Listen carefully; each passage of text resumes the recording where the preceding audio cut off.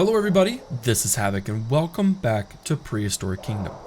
First and foremost, I do want to say thank you for your extended patience. I know it's frustrating when you get to binge watch a handful of episodes and then nothing happens for a very long time. I totally get that. I get frustrated when creators do it myself on series that I enjoy, so I do want to thank you first and foremost for your patience. Long story short, these episodes, I really don't try to create episodes that have no substance to them, especially in a series like this, where I feel like substance is obviously the most important thing. And to be quite frank, I try to do these on Sunday nights since they go up on Mondays, and my Sundays have been absolutely bonkers and or have been completely exhausted. So I don't like missing the schedule, but I also really suffer from not wanting to put things on different days if there's been consistency. So going forward, I do hope to have these out once a week and again keep them substance filled. But if you have seen the latest episodes, you'll notice there's a couple of things that are a little bit different in what we're going to kind of address today. I won't say first and foremost because I've said that 3 times already, but one of the biggest things that you probably would recognize here is this fun little densely packed forest. My son and I were actually scouting out. I was showing him the park. He was super excited. It was just him and I on like a Saturday a couple weeks ago. And he was like, "Dad, what are we gonna do with this space? Because if you'll remember, this has been pretty empty." I was like, "Well, what do you think we should do?" He was like, "There's forests all over here. What if we created a cool little walking path?" So we kind of brainstormed what that would look like. And now this looks even more fantastic with the sun coming through. But I thought it would just be a really cool, unique space to create a sort of respite from the busyness that goes on from the entrance over here, from the busyness of the overall entrance. And what you can do is just right off the bat, if you don't want to worry about dinosaurs, if you don't want to see anything yet, and you just want to enjoy a little nature walk, then a nature walk is what you can enjoy. And we may get to nighttime. You saw a little bit of it, but basically I created some warm lights throughout here, so that way it wouldn't be such a blinding and blaring experience. Trying to get this rock wall did not work very well. I can't seem to get the angle right, so it does cover the path a little bit. I suppose I could take the path and move it.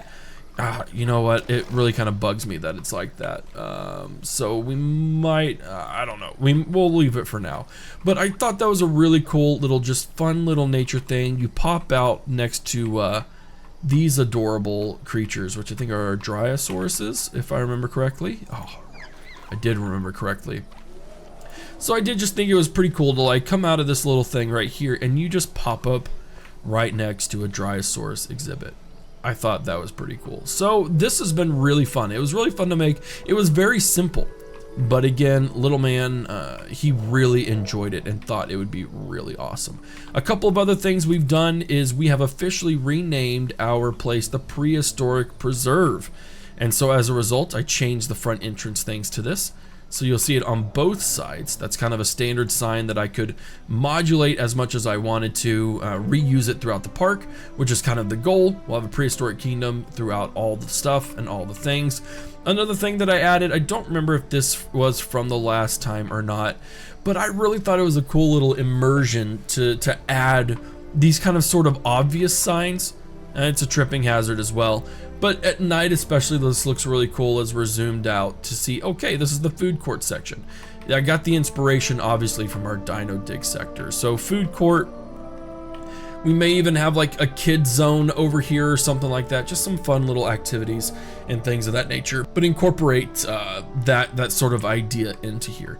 And then the last thing little man and I did while we were over here chilling and having fun is I asked for suggestions. Oh, hey, what are you doing? What are you doing, little thing? No, you belong there. You can't just walk out of your cage. You can't do that, man.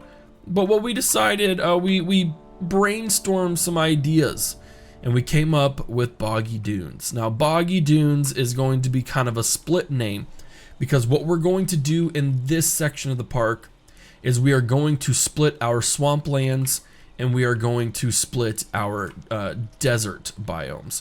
So as you can see here, we are hitting the edge of the park right here, but this still gives us a ton of room to expand over here. And again, we can push and modulate this. We can incorporate this somehow.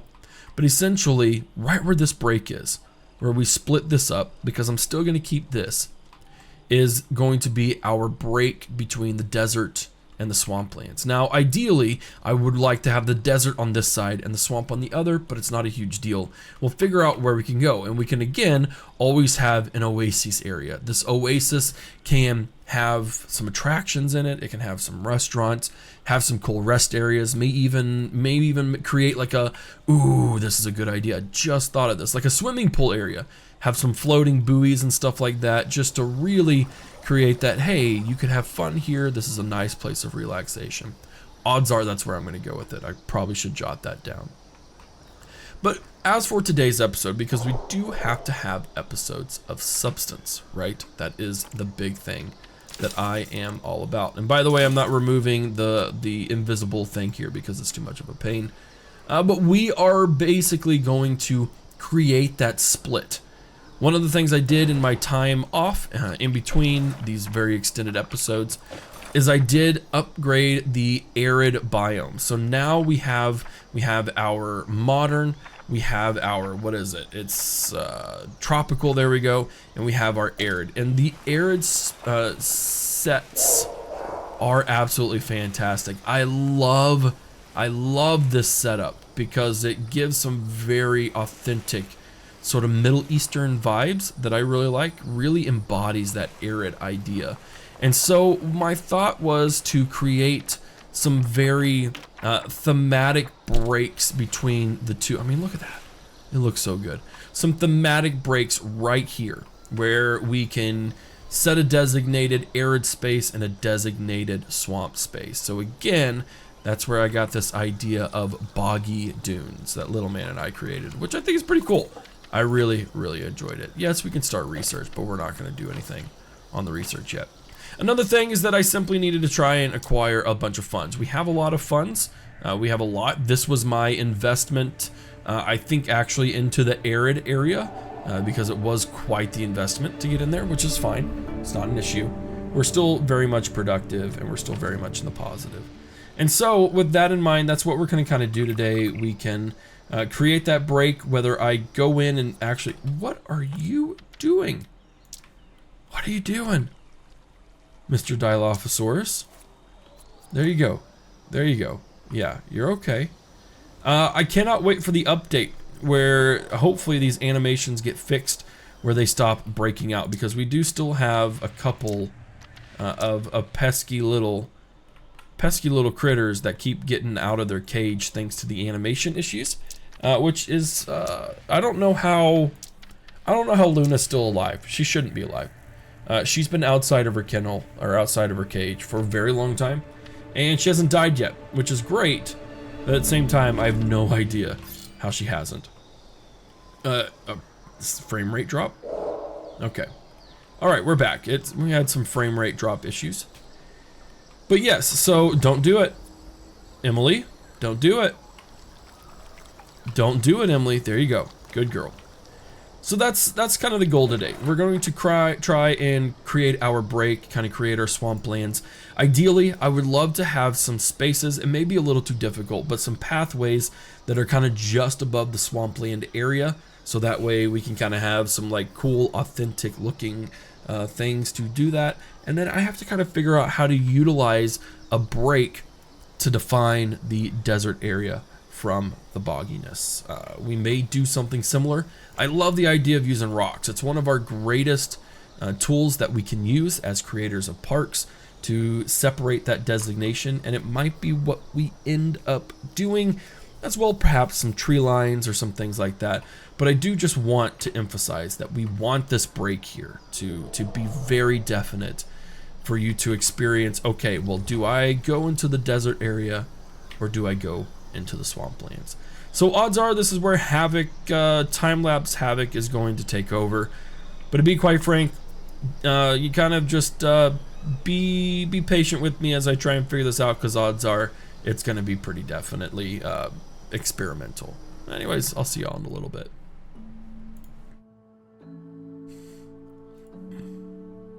And Timeline Havoc here. And when I said that this was going to be experimental, I really did truly mean experimental. This is an interesting build.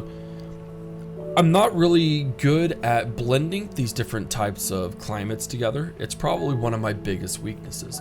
But overall, I still think this turned out pretty darn well. We started out with building out the desert part.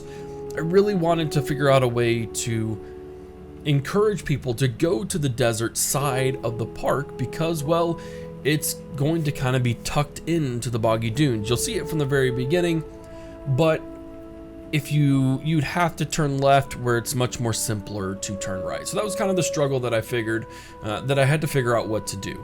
And again, having that distinction of immediately seeing the arid tile was kind of the beginning of that. But again, I do have to kind of have these two faces. I have to have desert on one side and I have to have the swampland on the other. So it was kind of blending this intersection here to make it work well. Now I know I've used these rock assets, very, very thoroughly. I've used them a lot. But to be quite frank, they're one of the best resources in the game for me to define areas without having to hand build it myself. And then being able to put them into different biomes really does help as well. So now we've switched over, we're building the swampland side of this. And I do want to emphasize the swampland aspect because, well, it's necessary. And so what we're gonna do here is we're actually gonna create a break in our center area. And I was like, this is really cool. We can start really defining the things. We can break the fence posts into different sections. And then I was like, wait a second, what if I built an actual fence post that had the different area designations, much like your typical signs you see throughout the zoos. So this next little quick section is going to be building that, being able to figure out what looks the best and what creates the best sort of form signage. And I do think that this worked very well. And in came a very extensive storm. Now it's ironic and slightly amusing because as I'm speaking, there's a very heavy thunderstorm coming in that, like, potential for a tornado. So like if you don't hear from me for a while, I'm just kidding. Everything will be fine, but it's just funny that a big, huge thunderstorm came in when there's literally a thunderstorm outside of my house that's coming in the next 20 minutes. It's oddly humorous. But anyways, I like this direction. I like having the signage. We may start incorporating signage like this throughout the park as well. Designated the food court as a sign, bringing in the different climates, the different biomes, the different dinosaurs, really putting emphasis on signage because, well, you need signage to direct people. So this was a cool, unique little fence post idea that I thought was executed pretty darn well. And I'm gonna let this roll for just a minute so you can see the process that went into it.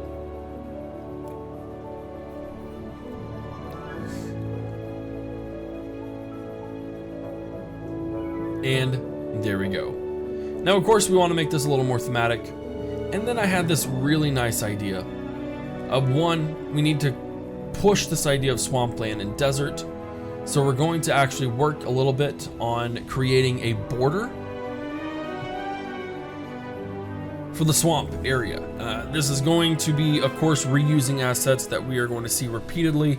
But again, like I said, it makes this the easiest way for me to be able to do this without spending, 5 or 10 hours on an area. Now, before I did that, I forgot that I did the desert part first. This is something I'll talk about later. But what we're going to really emphasize is the dune aspect of the desert biome. Because, well, we really want it to feel deserty, and I love that dune aspect. So I'll talk about that in just a little bit. But then, again, moving back over to the swampland. I was going back and forth. It was a bit hectic, a bit chaotic. And I'll be completely honest, I'm a bit exhausted at this point of my day. So I'm a little sporadic in everything that's going on. But hopefully it turns out pretty darn concrete, where I'm again working on the border of the actual park to where it makes sense. We're kind of limiting our exposure and defining the outskirts of the park without having that hard break. There's not much else. I'm gonna let you see me kind of play around and toy with some things. We're gonna have some fun just to make sure things are working right. Regular time Havoc's gonna come in. Apologies for the scattered thoughts. It's kind of how I am today. It is what it is.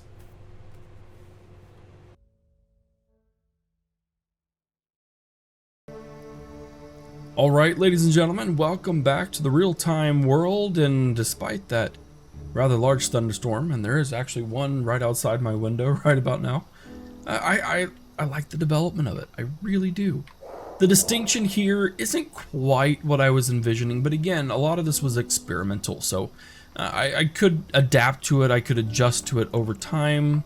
For instance, I think we could probably, you know, like squish this dude up and really have that. I love arches, like obviously we're gonna have those throughout the park, so get used to them. But I really enjoy the split here.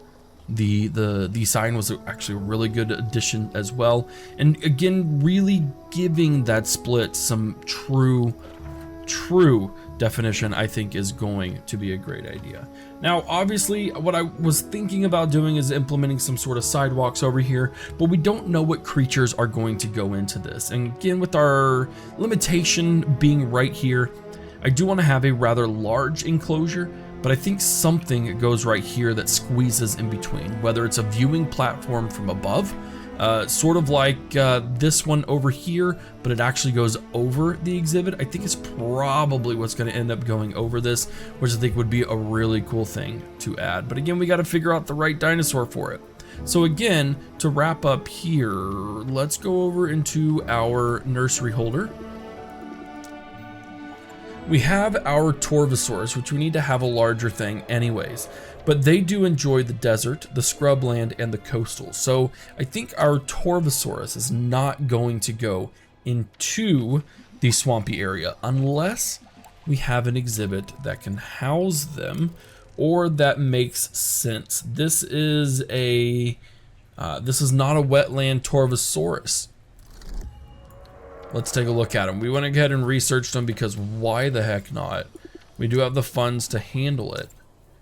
This is a rugged lad, scrubland, and coastal again. Okay, so this guy definitely goes over onto the desert side, which is, of course, a work in progress. But I do love the change that immediately splits. Everything, even over here in the earlier parts of the park, are still very tropical minded outside of the gravelly side of the Dino Dig, which makes sense. But everything over here is nice and, you know, lush and tropical. And then imagine we'll build something over here. I don't know what yet, but I love this idea of kind of giving a glimpse. Maybe we'll have an observation deck right here that kind of has that sandy side aspect to it. But then just dunes. That's what we're going for here, is dunes, and it just changes so dramatically, and I just really love it. We're not going to have an ounce of green over here, so I will need to kind of, let's just do that right now. Why don't we? We don't need 100% intensity, but that's okay. We're having a little bit of our, oh no, I don't want to roughen. That's not what I'm wanting to do. There we go. Really get all of that out. Oh wow, the cameras are still a little bit janky, but really just we're inside of this area of the park, and it's going to remain that way. So again, awesome potential new here. We may even build out this oasis structure sooner rather than later, because we are going to be able to expand over there, and we may even just draw a fine line here with, again, that distinction between the swamplands and the desert, and eventually they'll probably combine. Maybe we'll be able to push the swampland in sort of a waterfall thing that leads into an oasis. Lots of ideas, lots of different things that we can do. And then over here is where we'll push our coastal regions and, you know, maybe our scrublands, or maybe just the other biomes that are a little wetter, maybe our forest areas. What am I thinking of? What am I thinking of, guys? Tropical-ish, maybe our coastal, temperate, etc., etc. And then we'll hop across the pond here, and we'll be able to work on our other areas. Ladies and gentlemen, that's going to be it for today. I still have to keep these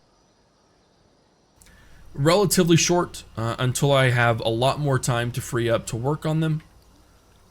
But I think Boggy Dunes is an awesome idea, and I think it's working out very well. We can work on our desert and swampland creatures, and I think that would be really, really beneficial for us overall. But guys, thank you so much again for your patience.